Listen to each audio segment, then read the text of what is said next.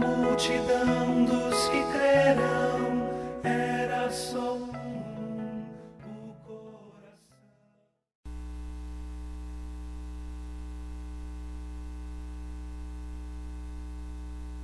Bíblias, no capítulo 2 do livro de Atos. Vamos ler os primeiros 4 versículos.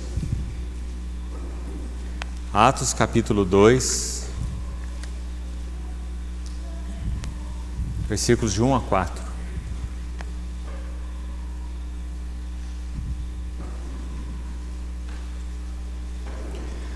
Ao cumprir-se o dia de Pentecoste, estavam todos reunidos no mesmo lugar. De repente veio do céu um som como de um vento impetuoso e encheu toda a casa onde estavam assentados.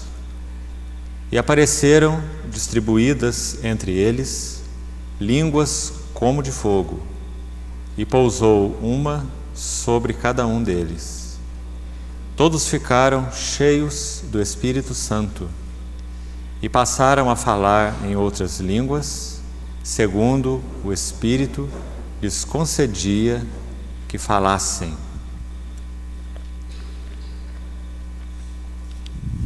Evangelho de João, mais um texto, capítulo 14, versículo 16. João, capítulo 14, versículo 16.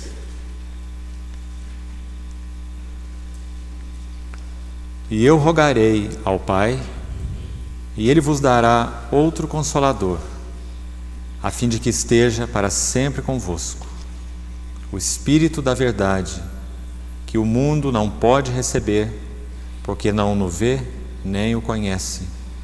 Vós o conheceis, porque Ele habita convosco e estará em vós. Não vos deixarei órfãos, voltarei para vós outros. Ainda por um pouco, e o mundo não me verá mais. Vós, porém, me vereis.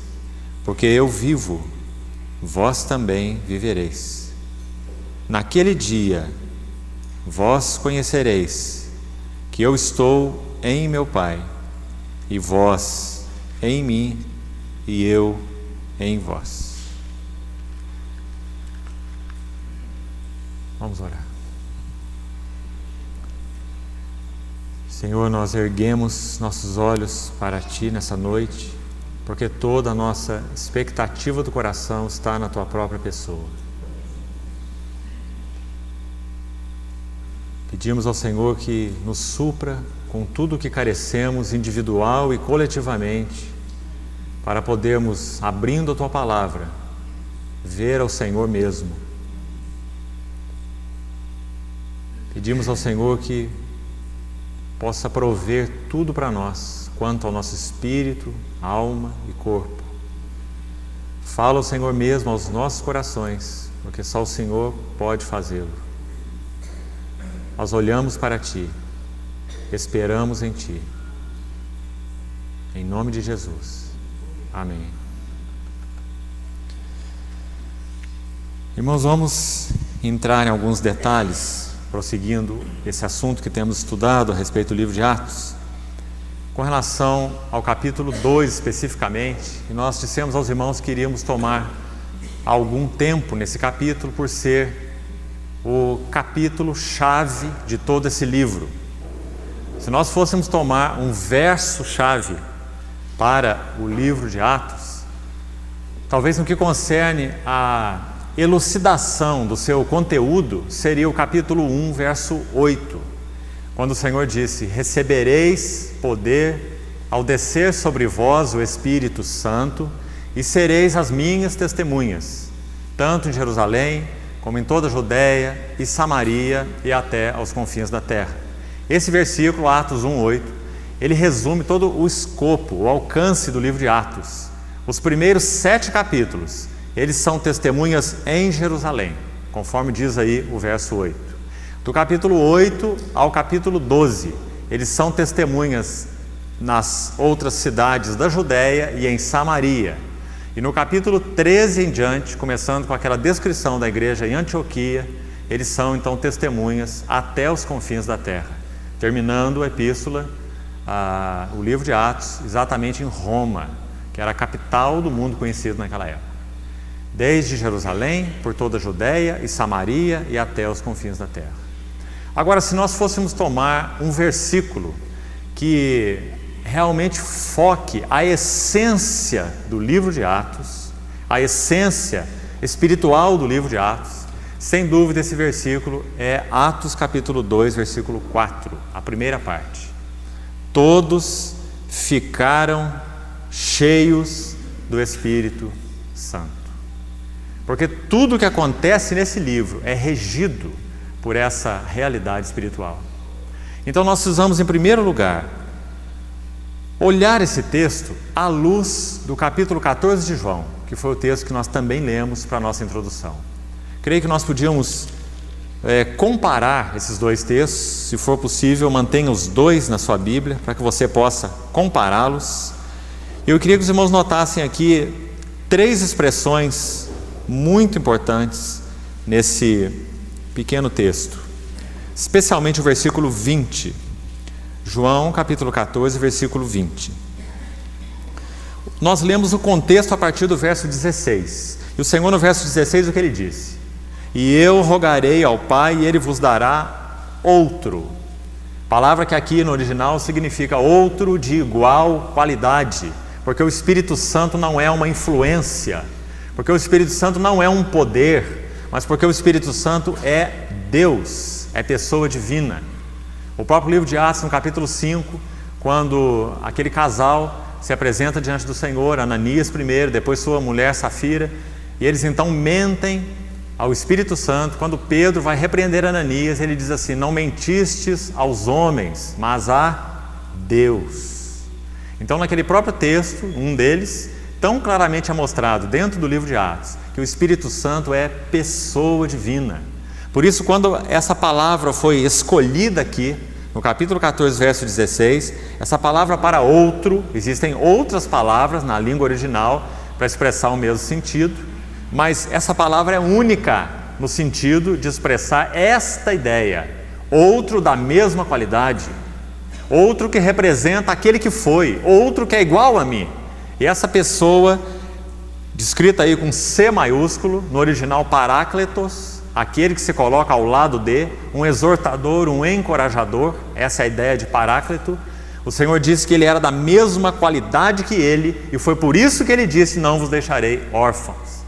Ele não está se referindo apenas com essa expressão quanto à sua segunda vinda. Eu não vos deixarei órfãos, eu voltarei. Voltarei quando? 2000 anos. Sem dúvida, você pode entender dessa forma. O Senhor irá voltar 2000 anos depois, em torno disso, daquele estabelecimento então da igreja inicial. Assim nós temos entendido. Mas quando o Senhor falou para vós, ele estava se referindo àquele grupo que ali estava. Não vos deixarei órfãos, voltarei para vós. E ele estava reunido com aquele grupo. Então, em que sentido o Senhor voltou para eles?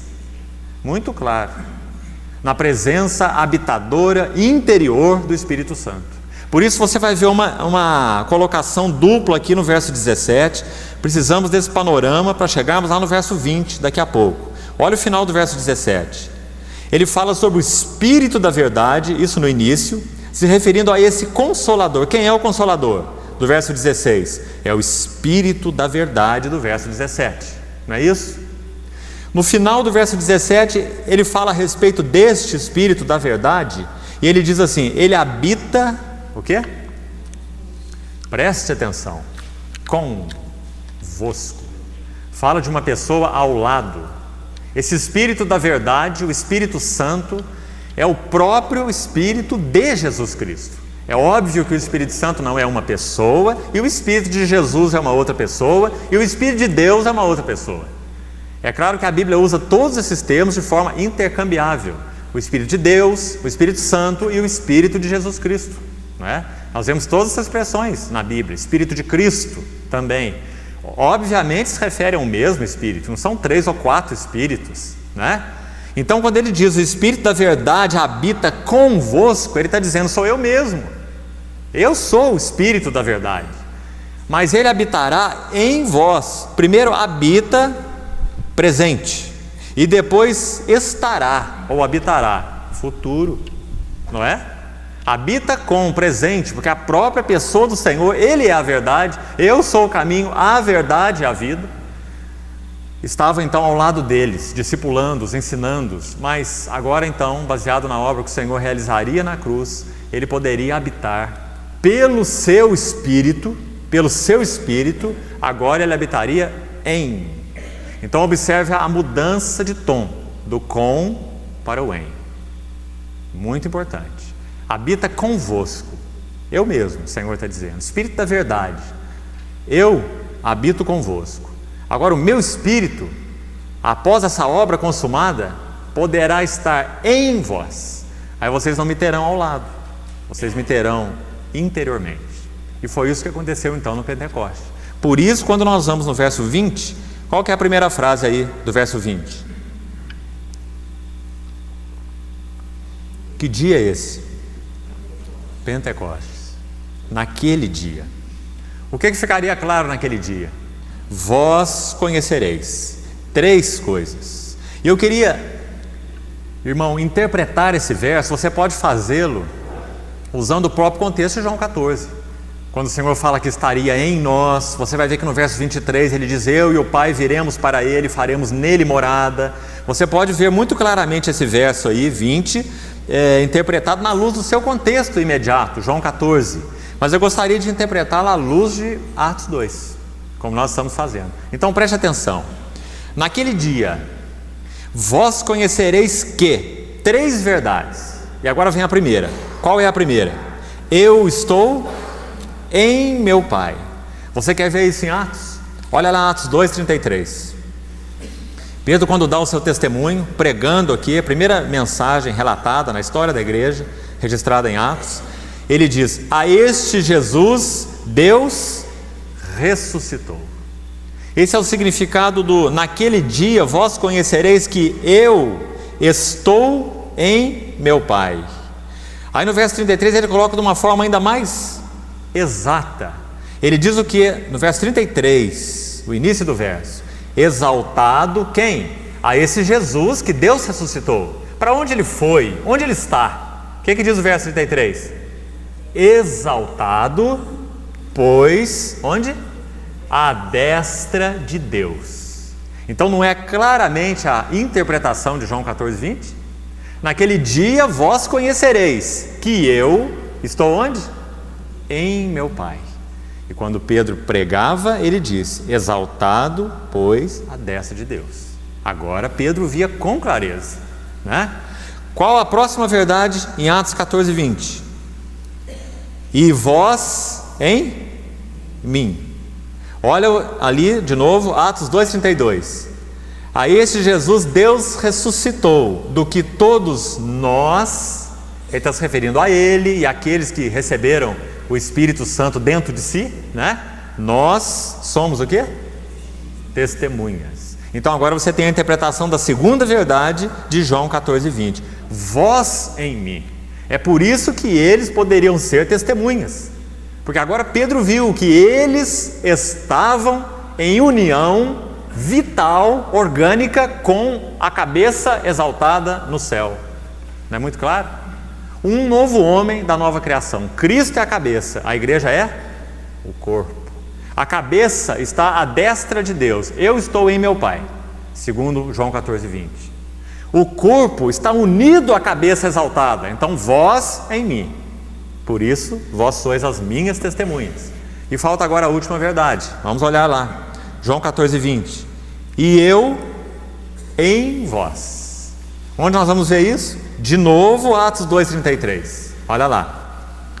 Exaltado, pois, à destra de Deus, tendo recebido do Pai a promessa do Espírito Santo, que não é nenhum outro senão o Espírito de Jesus Cristo, né? O que ele fez? Derramou isto que vedes e ouvis.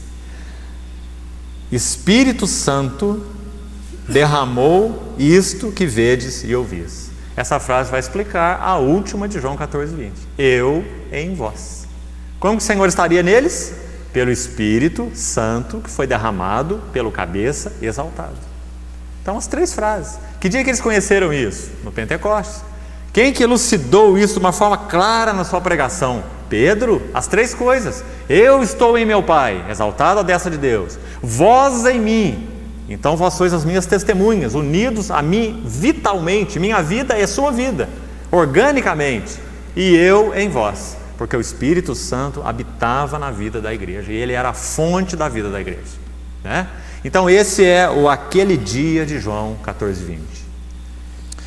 Agora, irmãos, interessante, quando nós vamos para o capítulo 2 de Atos, abra sua Bíblia agora nesse texto que nós lemos e vamos ver alguns detalhes importantíssimos nesse capítulo tão chave como nós falamos para todo esse livro. Primeira coisa, nós vamos precisar ser cautelosos aqui com relação à tradução, mais uma vez, porque como que você entende quando você lê aí, acho que talvez a maioria das versões coloca assim: ao cumprir-se o dia de Pentecostes.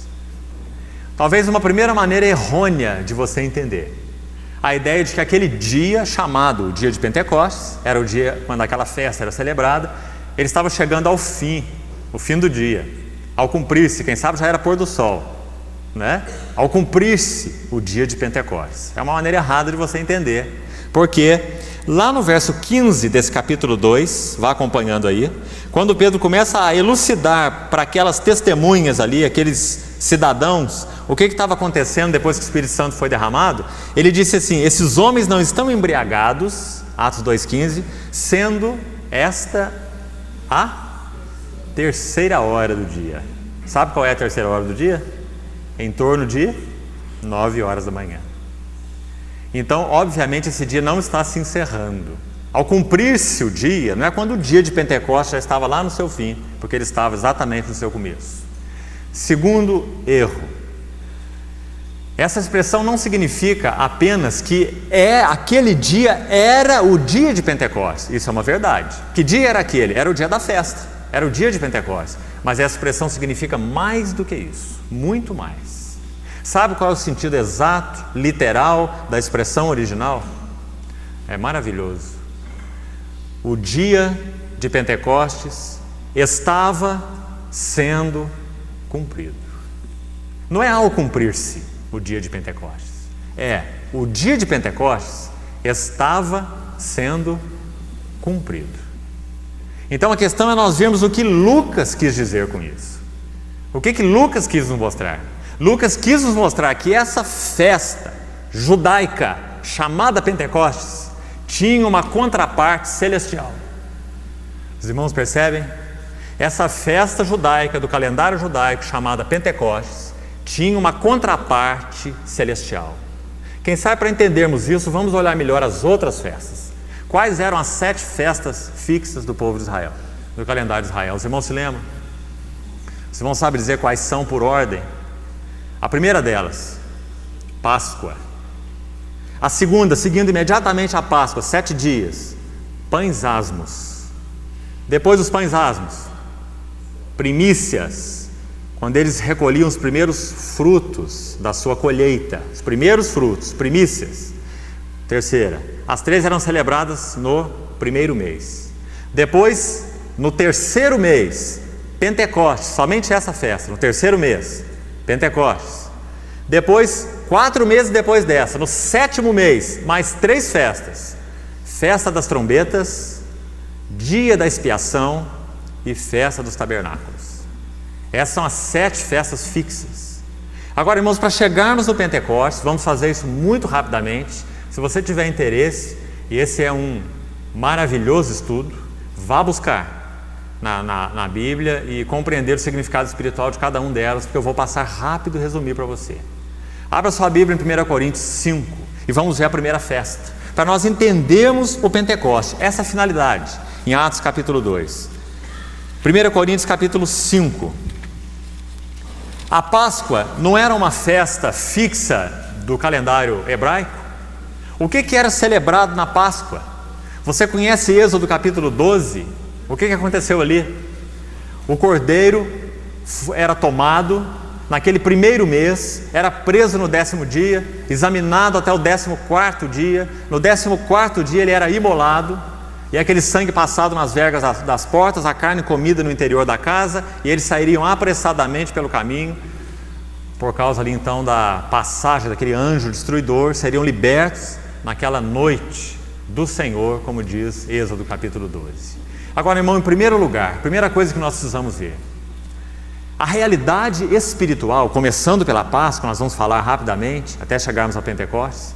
A realidade espiritual, ela é determinante na nossa história, se é que nós temos a realidade espiritual. Então, gostaria de colocar da seguinte forma para os irmãos. Os meses estavam sendo normalmente contados quando os judeus estavam no cativeiro. Perceba isso, para você ver o profundo significado do que é a realidade espiritual. Os meses estavam sendo contados normalmente. Digamos que talvez aquela contagem fosse como a nossa. Janeiro era janeiro, fevereiro era fevereiro, março era março e abril era abril.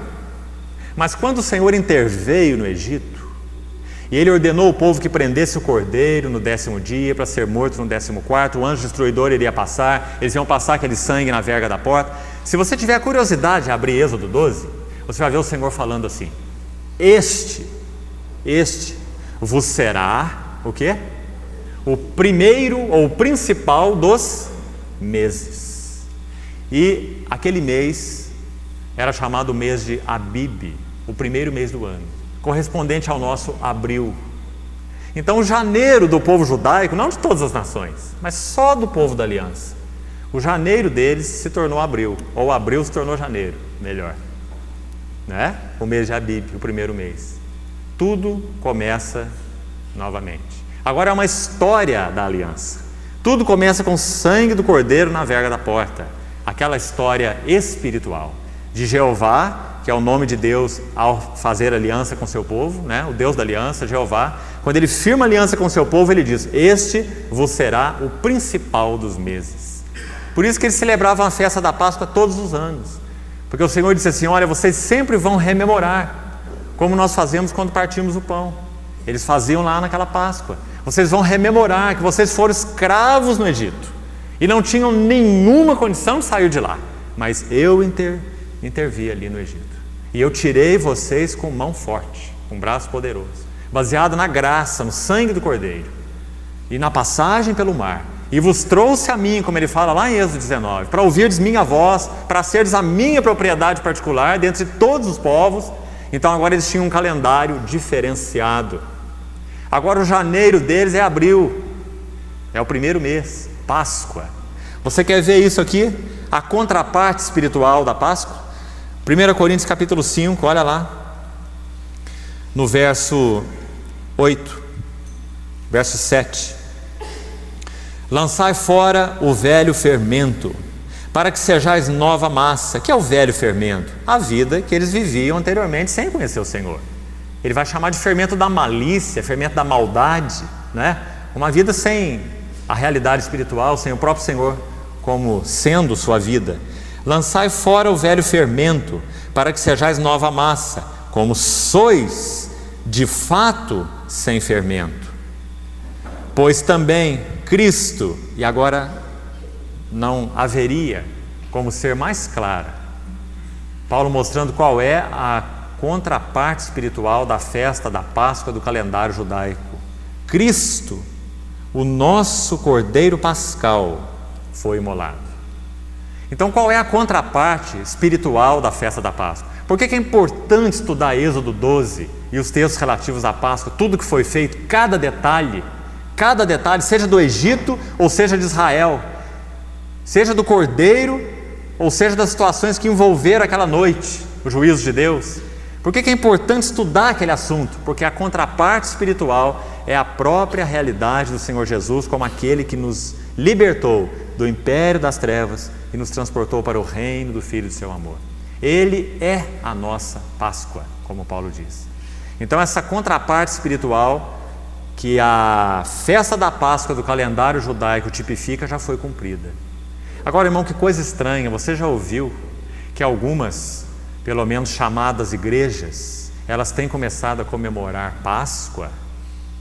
Você já ouviu? Você já ouviu que algumas delas estão fazendo no dia da Páscoa, nessa chamada Semana Santa, naquele domingo de Páscoa? Sabe o que eles estão fazendo?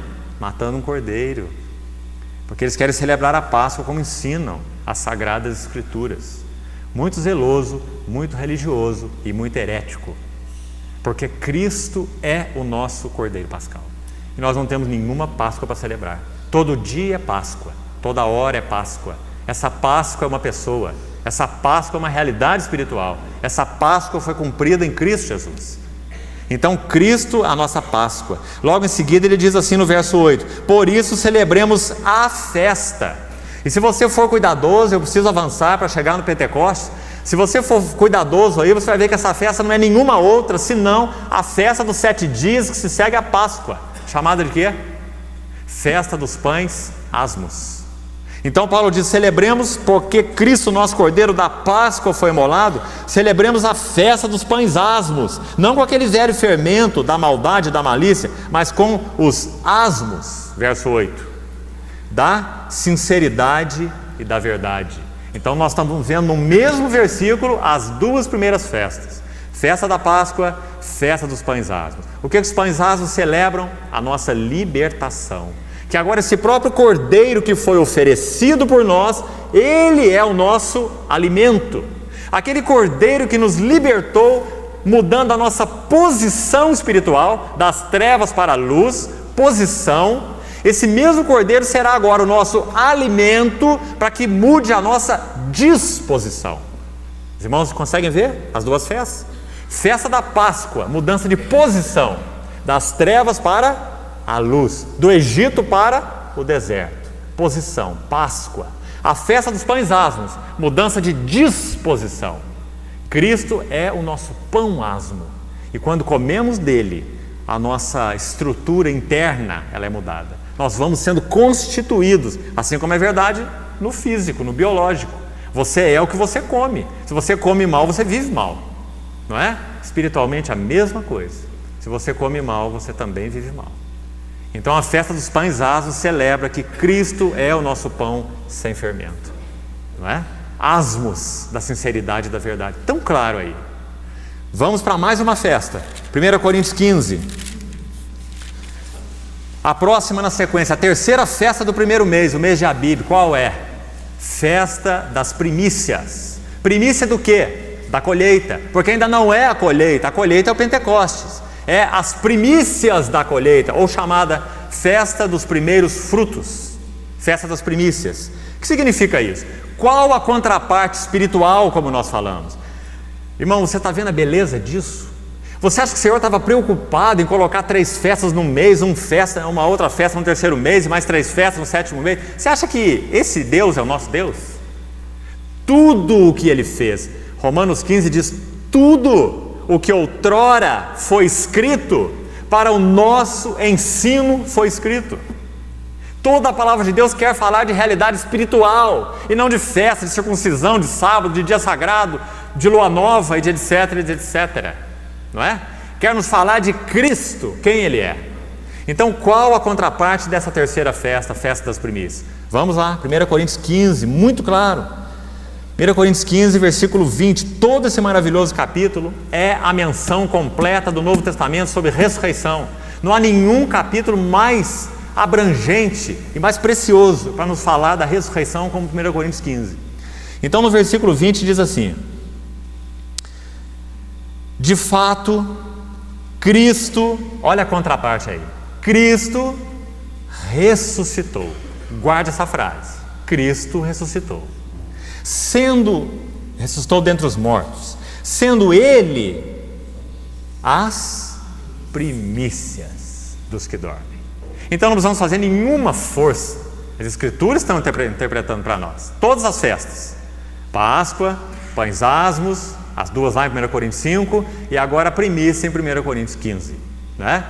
Então do que a festa das primícias falava? Da colheita dos primeiros frutos, ressurreição. Agora vamos ser cuidadosos aqui, por favor, presta muita atenção. Se você estiver ficando com sono, você não vai me acompanhar.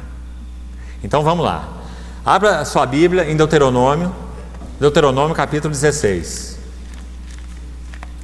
Deuteronômio 16. Vamos ler com muito cuidado. A partir do versículo 9. Deuteronômio 16, 9. Isso aqui é uma descrição da festa do Pentecoste, mas começa falando das primícias. Então, primeiro, não perca a sequência. Vamos repetir aqui: Páscoa, pães asmos, primícias, Pentecostes. Tá certo? Então, olha, Deuteronômio 16, 9. 7 semanas contarás. 7 setes. Seria então, contando o dia, inclusive de início, seria então, não 49, mas 50 dias, contando o dia, incluindo o dia do início, né? Então, 7 semanas, seria 50 dias depois da Páscoa, o Pentecostes, por isso penta, né? 50. 7 semanas contarás, presta atenção, a partir do quê? Quando a foice começar na seara. Quando a foice começar na seara, isso é primícias, tá certo? Isso é primícias, ela está começando. Então, entrarás a contar as 7 semanas, está muito claro aí. Quando a foice começar, começarás a contar 7 semanas. Então, quando que a foice começa? Na festa das primícias, são os primeiros frutos. Já está sendo colhido, mas só aqueles que amadurecem primeiro, os primeiros frutos. 7 semanas depois, Pentecostes, ou a festa das colheitas. Agora a colheita de tudo, todos os frutos, tá certo? Então agora vamos interpretar, lá de acordo com 1 Coríntios 15. Quando o Senhor Jesus ressuscitou, essa é a contraparte espiritual dessa bonita expressão de Deuteronômio 16, 9. A foice começou na seara. Quando o Senhor Jesus ressuscitou, a foice começou na seara. 7 semanas depois, todos os frutos seriam colhidos, tá certo? Pentecostes. O que aconteceu no Pentecostes, irmão? O Espírito Santo foi? Os irmãos percebem? Agora, não apenas Cristo, aquele que é primícia dos que dormem, como Paulo diz em 1 Coríntios 15, o primeiro fruto, mas ele se tornou, sendo o unigênito, ele se tornou o primogênito entre muitos irmãos. Então, 7 semanas depois, no calendário judaico, festa do Pentecostes, qual a contraparte espiritual? O Espírito Santo seria derramado neste dia, chamado dia do Pentecostes, para cumprir a realidade espiritual de que todos aqueles que foram chamados em Cristo Jesus seriam habitados pelo próprio Espírito dele mesmo, Espírito de Cristo, Espírito Santo, e seriam unidos organicamente com a cabeça exaltada nos céus. Não é isso que Pedro prega no sermão dele de Atos 2, que nós acabamos de ler, verso 32, verso 33? Exaltado à destra de Deus, recebeu do Pai a promessa do Espírito, derramou isso que vedes e ouvis. Então, qual é a realidade espiritual desse novo homem, da nova criação? A cabeça está exaltada no céu, o corpo está andando pela terra, e cabeça e corpo estão unidos organicamente e inseparavelmente. O espírito da cabeça habita no corpo. Lembra que o apóstolo Paulo compreendeu isso naquela estrada de Damasco? Saulo, Saulo, por que me persegues? Quando Saulo tocava os discípulos de Cristo, ele estava tocando o próprio Cristo. Foi isso que o Senhor disse para ele, não é? Então, irmão, que coisa preciosa o Pentecoste. Colheita de todos os frutos. O que era celebrado lá na festa judaica da colheita? Sabe o que celebrava? Preste atenção também nesse detalhe, bonito detalhe.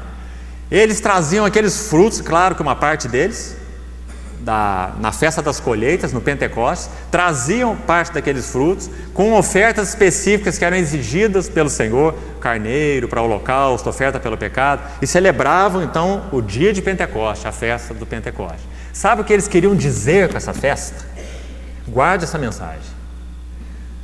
O que eles queriam dizer, celebrando e adorando a Deus no dia de Pentecostes, é: tudo que eles colheram,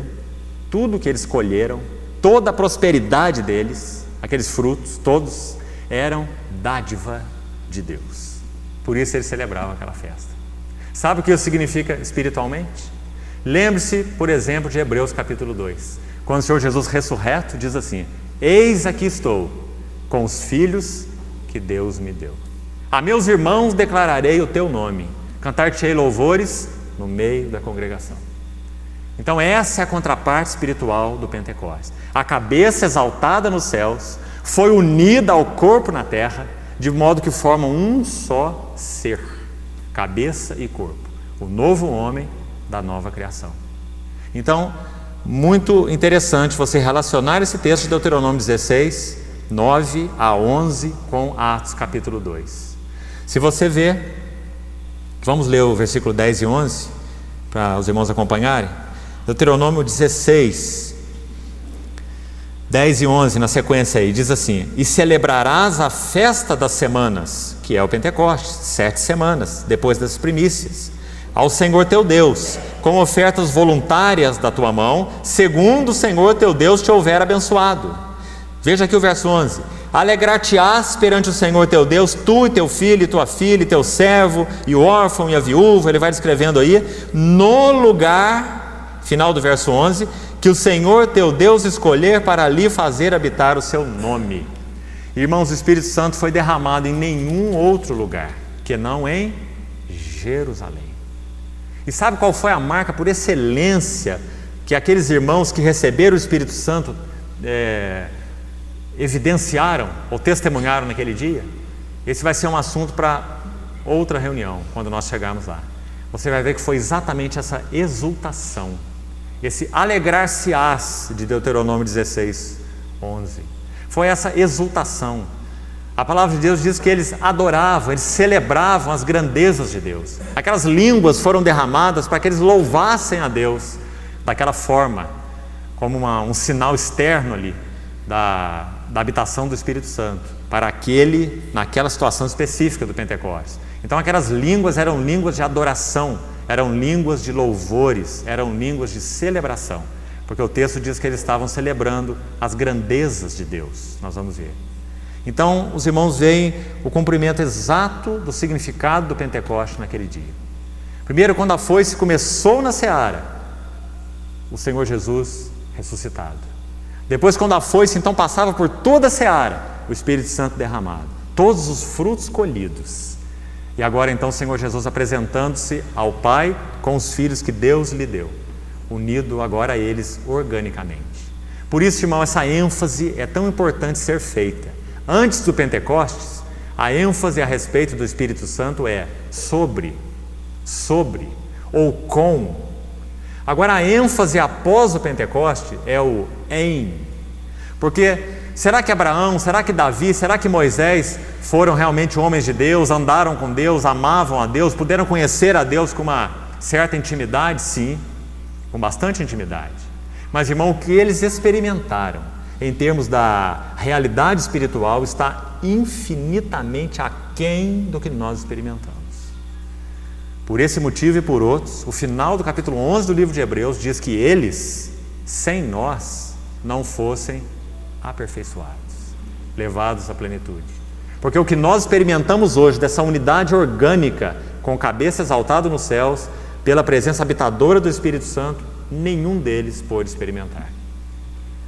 Agora, quando nós vamos lá em Atos 2, vamos voltar lá para o texto, os irmãos guardem e reflitam a respeito desses detalhes, porque eles são fundamentais. Agora, se você parar de novo nesse versículo, Atos capítulo 2, verso 1, e observar com atenção, você vai ver um outro detalhe aqui interessante. Irmão, se não fosse desejo do Senhor que esse dia de Pentecostes expressasse essa contraparte celestial, se não houvesse realmente essa contraparte celestial, então nós precisamos fazer uma pergunta aqui. Por que o Espírito foi derramado exatamente neste dia? Observe que o Senhor não designou o dia quando fez a promessa para os seus discípulos. Você precisa ver isso. Em Lucas 24, o mesmo autor de Atos é autor do Evangelho, Lucas. Você quer ver esse detalhe? Abra sua Bíblia, por favor. Lucas 24. Lucas é o único que registra esse pedido do Senhor com relação a essa expectativa a respeito do derramamento do Espírito. Lucas, capítulo 24. Olha o que diz no verso 48 e 49. Vós sois testemunhas destas coisas, e eis que envio sobre vós a promessa de meu Pai. Somente Lucas registra esse fato, dos 4 evangelistas: eis que envio sobre vós a promessa de meu Pai. Permanecei, pois, na cidade, preste atenção, até que do alto sejais revestidos de poder. Então os levou para Betânia, e erguendo as mãos os abençoou, e enquanto os abençoava, ia se retirando deles, sendo elevado para o céu. Então agora nós estamos sabendo onde nós estamos aqui. Nós estamos no 40º dia depois da ressurreição. Está certo isso? 40º dia depois da ressurreição. Por que nós sabemos? Do primeiro capítulo de Atos, que diz que depois que o Senhor Jesus ressuscitou, Ele se apresentou vivo, com provas incontestáveis, durante quanto tempo? 40 dias, aparecendo aos seus discípulos, depois de ressuscitado, 40 dias, veja que o Pentecostes foi com 50 dias, então Ele se apresentou vivo, 40 dias, falando com seus discípulos as coisas concernentes ao reino de Deus. E o que aconteceu no 40º dia? O irmão está vendo aí, Lucas 24. No 40º dia, Ele disse assim: eis que eu envio sobre vós a promessa de meu Pai. Permanecei aqui na cidade, até que do alto sejais revestidos de poder. E então, na sequência, verso 50, mostra que o Senhor foi abençoando e sendo elevado 10 dias. Agora veja bem, o Senhor não falou: esperai até o Pentecostes. O Senhor não falou: esperai 10 dias, nem 9 dias, nem 20 dias. O Senhor falou: esperai na cidade, até que do alto sejais revestidos de poder. Então os irmãos estão vendo a importância disso? Então o Pentecostes, por que o Espírito foi derramado no Pentecostes? Porque esta é a contraparte espiritual do Pentecostes. Senão o Senhor teria derramado no dia 49, no dia 51, no dia 60 ou em qualquer dia que Ele quisesse. Não é assim? Por isso então essa expressão aqui no original, ao cumprir-se, ela significa literalmente: o dia do Pentecostes estava sendo cumprido. Estava sendo cumprido. Ou seja, a realidade espiritual do Pentecostes agora estava sendo trazida para aquele povo da aliança de Deus. Agora estava entrando na realidade espiritual do que aquilo significa. A Páscoa já tinha acontecido, nosso Cordeiro Pascal foi imolado. Os pães asmos também já eram uma realidade espiritual. As primícias também, porque Cristo havia ressuscitado 50 dias atrás. E Ele é primícia dos que dormem. 1 Coríntios 15. E agora o Pentecostes, o Espírito derramado, unindo aquele povo à cabeça exaltada no céu. Quantas vezes nós estamos repetindo isso nesse estudo? Porque essa é a chave do livro de Atos. Irmão, a igreja não é uma entidade. A igreja não é uma instituição humana. Eu quero repetir isso propositalmente, me suporte, por favor. Você não pode tomar nenhum conjunto de doutrina, nenhum conjunto de regra, nenhum conjunto de princípio e dizer assim: isso aqui que é a igreja, é assim que a igreja vive, como se fosse regulamento de um clube social. Você não pode fazer isso nem pegando os princípios da palavra. É claro que tem que ser da palavra. Você não pode retirar os princípios daqui, fazer uma lista e dizer: nós precisamos viver assim porque é isso aqui que é a igreja. Porque isso não é nada. Isso não é nada. Isso é um bezerro de ouro. A igreja é um corpo espiritual. Ela é habitada pelo seu próprio Salvador e Senhor. Ele é a vida desse povo. E sem essa vida eles nada têm. Então nós não podemos erguer nada, nem doutrinas, nem princípios, e chamar isso de igreja segundo o Novo Testamento.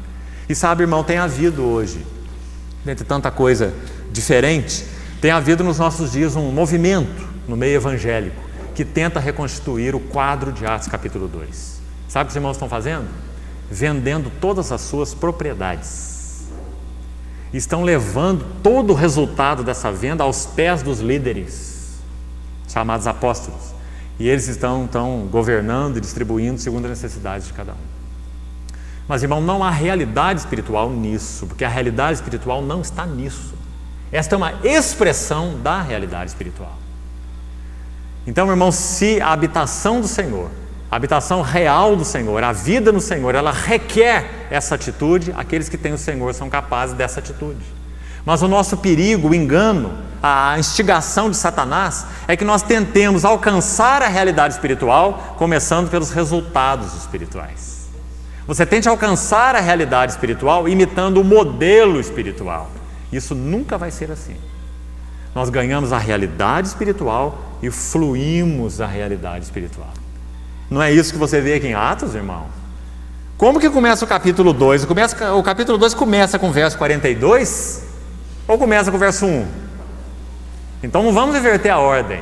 O capítulo 2 não começa assim: e perseveravam na doutrina, na comunhão, no partir do pão e nas orações, em cada alma havia temor, e todos que creram tinham tudo em comum, lá no verso 44, vendiam as suas propriedades, no verso 45.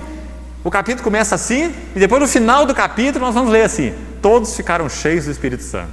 O que você acha? É colocar o carro na frente dos bois, não é? Primeiro, todos ficaram cheios do Espírito Santo. Depois, em cada alma havia temor, perseveravam na doutrina dos apóstolos, porque o resultado de uma realidade espiritual, e naquele caso ali necessária para aqueles dias que eles estavam vivendo. Não há um chamado atual do Senhor para vivermos essa vida, não há. Há um chamado para buscarmos a realidade espiritual desta vida, porque poderá haver situação, e nós já temos falado isso, em que seja requerido de nós, por esse Espírito da graça, que nós realmente entremos na prática dessas coisas, porque assim será exigido de nós, se nós vivermos dias difíceis como os que têm se aproximado, antes que venha o Senhor, como já temos falado. Se o Senhor nos conservar aqui, por muito tempo mais, antes de ver a Cristo, nós veremos o anticristo, e ver o anticristo não será uma coisa fácil, porque ninguém poderá comprar nem vender, a não ser que tenha a sua marca na sua fronte e sobre a sua mão. E se você obtiver essa marca, você terá que negar o nome do Senhor. Então você só vai ter duas opções: ou Cristo, ou o governo mundial, ou o anticristo. Então, irmão, se isso for requerido de nós, nós teremos a graça, a provisão, se estamos focados no Senhor, se estamos dependendo dEle, olhando para Ele, somente para Ele, nós teremos a realidade espiritual graciosa de podermos então fazer o que for necessário para que vivamos a plenitude dos efeitos do fato de sermos um só corpo. E ser um só corpo tem toda essa implicação, não é? Não é verdade? Mas o tempo, o modo do Senhor, a maneira do Senhor, a hora, né? Então, como é importante, irmãos, nós caminharmos primeiro pela realidade espiritual e então observarmos seus resultados. O mesmo erro pode ser cometido em Atos capítulo 2, de 1 a 4. Quanto erro! Irmãos, em algumas situações eu já tenho tempo suficiente de vida cristã para poder fazer essa leitura. Em quantas situações pessoas tentaram reproduzir, orando, jejuando, fazendo vigílias, pedindo a Deus que essa situação do Pentecostes de Atos capítulo 2 fosse reproduzida, e que o Espírito Santo pudesse descer ali daquela mesma forma que ele desceu no Pentecostes, e cânticos eram cantados assim: como foi no Pentecostes, que seja agora aqui, Senhor, que reproduza assim.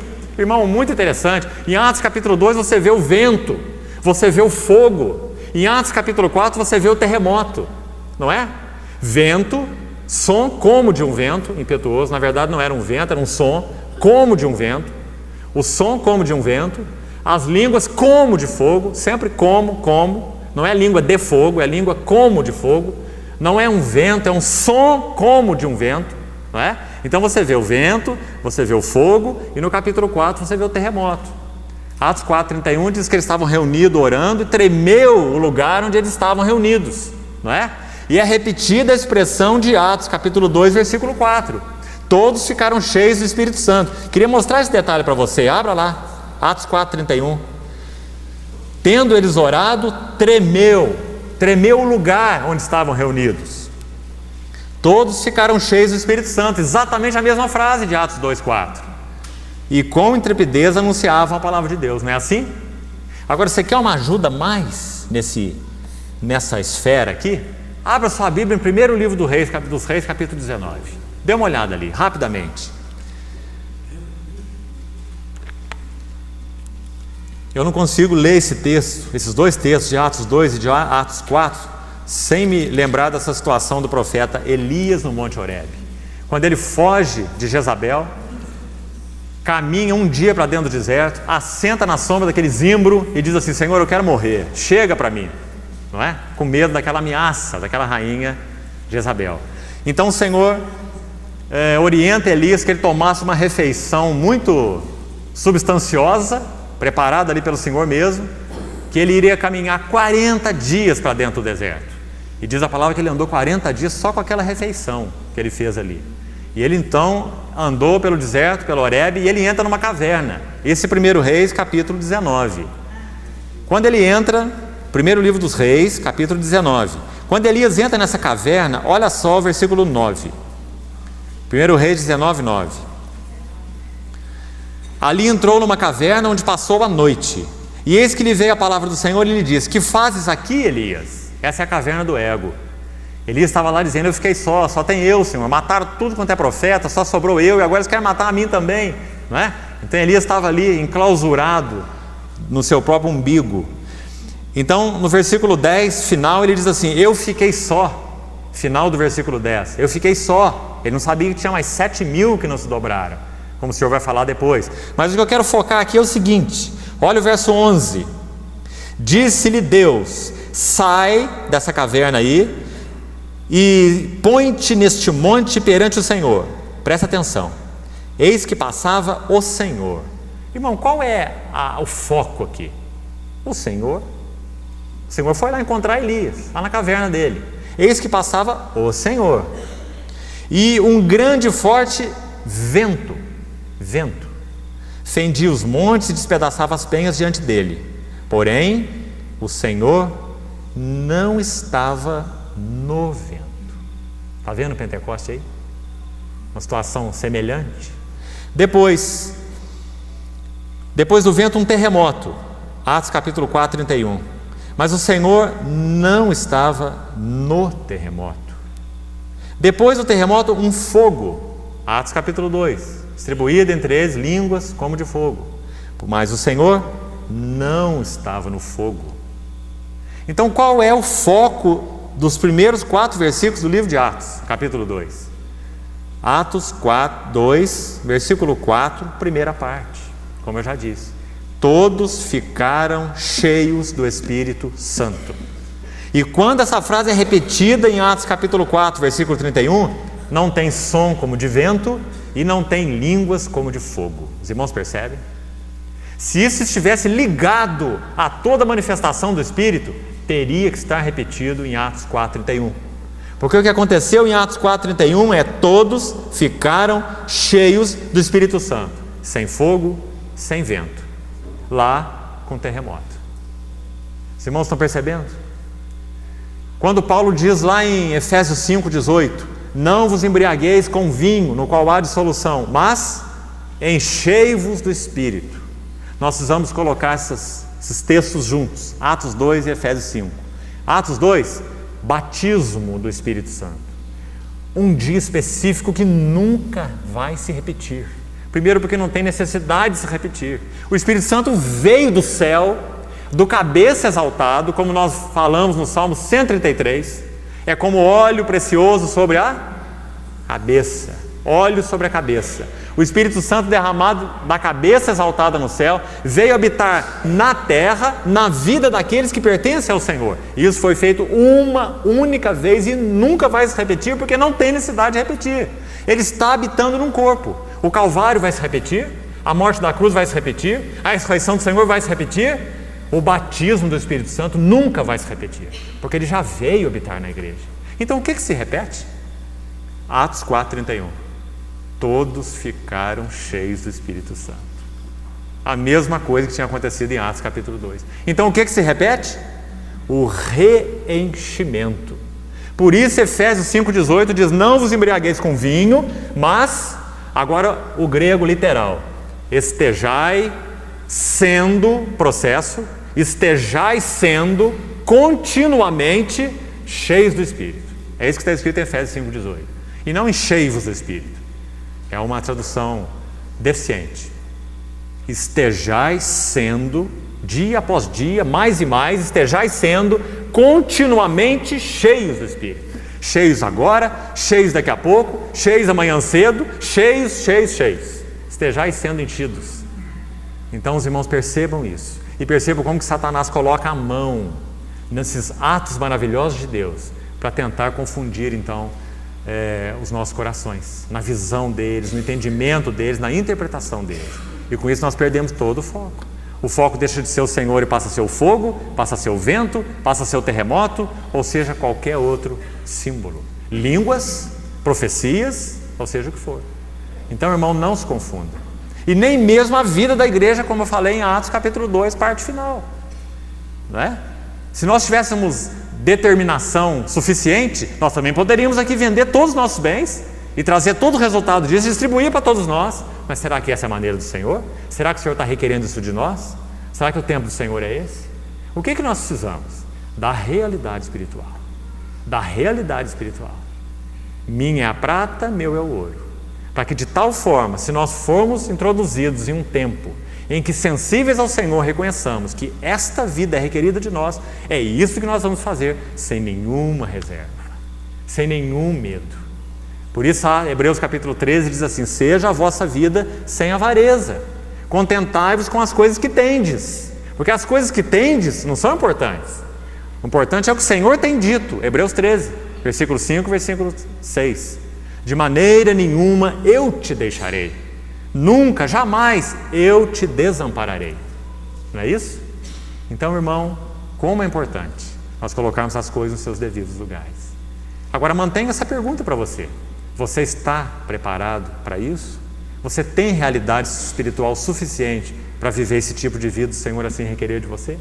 Ou a sua mão ainda é mão de Jacó, mão de agarrador? Isto é meu, isto é meu. Será que essa ainda é a nossa vida? Então, quando nós olhamos esse capítulo 2 de Atos, nós precisamos ver nessa ordem a vida, a superabundante vida e os resultados da vida. Simples, né? Aqui não há nada forçado. Capítulo 2, verso 42. Perseveravam na doutrina, na comunhão, no partir do pão, nas orações, em cada alma havia temor, prodígios e sinais eram feitos pelos apóstolos, e os que creram estavam juntos e tinham tudo em comum. Pronto. Tão simples. Tomavam suas refeições com alegria, verso 46, e com simplicidade de coração. Não é? Então, irmãos, que o Senhor nos ajude a ver isso no lugar correto. Fruto da vida. Fruto da vida. E não um caminho para se alcançar a vida. Um resultado da vida. E não uma causa da vida. Tão importante esse detalhe. Para nós terminarmos por hoje, capítulo 2, versículo 4, eu vou colocar uma última ênfase para os irmãos e nós vamos então encerrar. Atos capítulo 2, versículo 4. Todos ficaram cheios do Espírito Santo. Esse é o foco. A pessoa viva do Senhor, agora habitando naqueles que são seus, o Espírito derramado do cabeça exaltado nos céus, como já falamos. Todos ficaram cheios. Final do verso 3, usa uma palavra aqui importante, que eu queria que você notasse. Sobre. E pousou uma, aquelas línguas como de fogo, pousou uma sobre cada um deles. Depois no verso 4, todos ficaram enchidos, cheios, então é em. Observe a diferença de foco. Sobre e em. Irmão, acho que a melhor maneira de nós entendermos essa linguagem aqui é você pensar num aspecto físico. Observe um jarro que é jogado num tanque de água. Você tem um tanque então aí de 500 litros de água e você vai mergulhar um balde. Agora vai fazer isso em câmera lenta. Você vai dividir os passos aqui para você entender. Então primeiro você tem o vaso ou o balde na água. Então você mergulha o balde na água. Quando você mergulhar esse balde e você parar a câmera aí num momento, você vai ver que o vaso está dentro da água. Tá certo? Mas a água ainda não está dentro do vaso, né? Então, se você mergulha o vaso e a situação para naquele instante, você tem vaso na água, mas não tem água no vaso. É preciso que aconteça o quê? Se você agora colocar de novo o filme no movimento normal. Então, agora você vai ver o balde terminando aqui a abertura dele de entrar na água, aí a água vai expulsar o ar de dentro do balde, não é? E vai ocupar o lugar do ar, né? Então agora você tem água no vaso. É isso que você está vendo aí no Pentecostes. Você está vendo o Espírito Santo se manifestando como aquele som, como de um vento impetuoso, aquelas línguas distribuídas sobre, observe, sobre. Então o Espírito Santo envolveu aquele vaso, mas ele está sobre. O vaso ainda não está cheio. Sobre, final do verso 3. Agora qual o começo do verso 4? Todos ficaram enchidos, está vendo? Agora a água enche o vaso. Cheios do Espírito Santo, em e sobre. Irmão, uma coisa é em, outra coisa é sobre. Eu vou terminar hoje colocando isso para você, para depois nós prosseguirmos. O Espírito Santo não estava sobre apenas aquelas 120 pessoas. Se você ler e estudar o capítulo 2 de Atos com cuidado, você vai ver que o Espírito Santo estava sobre as 3.000 pessoas ou mais que ouviram a pregação de Pedro. Sabe por quê? Quando você vai no capítulo 2, vou terminar citando isso, capítulo 2, verso 37, você tem uma palavra linda aqui, compungiu, que eu acho que até no português são poucos que sabem o significado dela, né? Compungiu, uma palavrinha difícil. Sabe qual é o grego literal aqui? Perfurar. Muito interessante. Agora vamos pensar então em outra figura paralela que eu usei do vaso. Imagina um submarino dentro d'água. O submarino está completamente envolvido pela água, mas não tem água dentro dele, não é?